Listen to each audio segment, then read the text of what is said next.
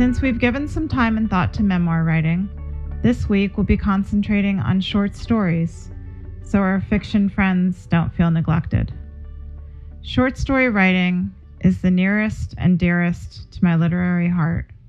As a child, reading the stories of Poe, O. Henry, or de Maupassant, their writing made me feel part of the adult world of reading without having to tackle a thick and intimidating novel. To me, the fact that an entire story could be told in such a brief spell was pure magic.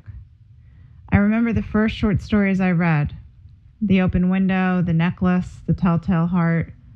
The writers of these incredible works were all deceased, and yet I felt connected to them, as if they were not only still alive, but were present with me, somehow as I lost myself in their powerful prose, nestled into the living room couch or cocooned in my bed for the night. No surprise that when I began to write, it was a short story I attempted first. I wish I still had my first short stories written in my late teens, but they got lost, as writing so easily could, before we were able to save everything on our computers.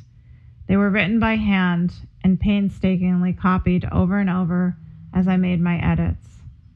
I'm a firm believer in learning how to write by reading and reading and reading some more. I had no instruction on how to write a short story. I just set out and wrote. All I had at my fingertips was what I had learned in English class, and that was instruction on understanding what we read, the techniques the writer used, but not how to actually apply those techniques to my own writing. Not until my senior year in high school did I take a class specifically geared towards creative writing, and the teacher was not inspiring. College was where I finally landed in the deep pool of fiction writing, and thanks to an incredible professor and writer, Charlotte Walker, who took the time to teach me one-on-one, did I begin to get the exposure I needed. Perhaps you've been lucky enough to study the craft of short story writing in school or at a workshop. Perhaps you've been under the wing of a competent and passionate teacher and writer. If not, that's okay. Read short stories. There's so much fantastic short fiction available, from the classics I mentioned earlier to more contemporary writers like Susan Minot or Laurie Moore or Raymond Carver.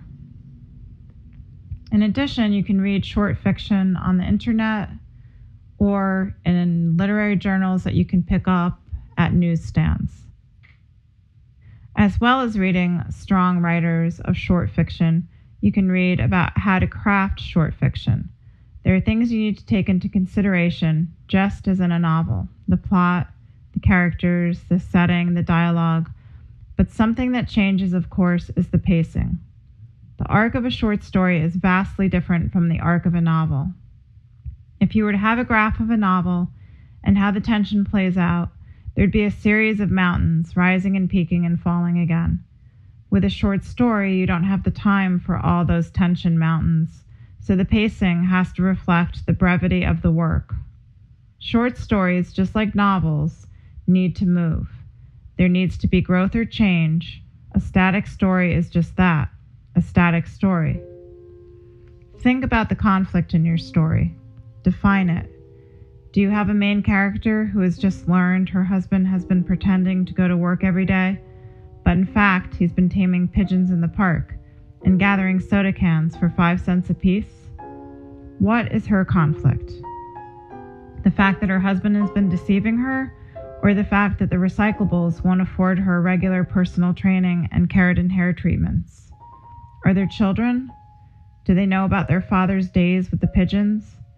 Maybe the whole family decides it's better to let their father continue his deception instead of making him feel degraded. Maybe they realize he's mentally ill and needs to spend the rest of his life in the park with his garbage bag filled with breadcrumbs. Maybe this causes the main character to give up her luxuries and get a job. Maybe she becomes really good at taking care of the family financially, and in the end, she arrives at the park in her corporate suit with a fresh bag of breadcrumbs for her husband's pigeon habit. There's change and growth here. Just remember not to bite off more than you can chew with your short fiction. My father used to tell me when I was small that I ate with my eyes.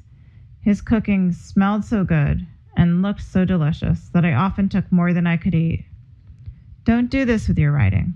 Only choose to write about what you can develop well. If a short story doesn't seem adequate, then write a novella. And if the novella doesn't seem adequate, write a novel. Have an understanding of your material and which form is the right one to do your material justice. You wouldn't cram your 10-year-old daughter into a newborn outfit, nor would you put your newborn into a 10-year-old's clothing. Cherish your writing as you would a person you care for, and give it the understanding, space, and attention it needs to flourish. Next week, please join us for more in-depth discussion of short fiction, how to write it, and where to publish it. For further information on short fiction, feel free to read this week's article on expert subjects. Until next week, write well, write often.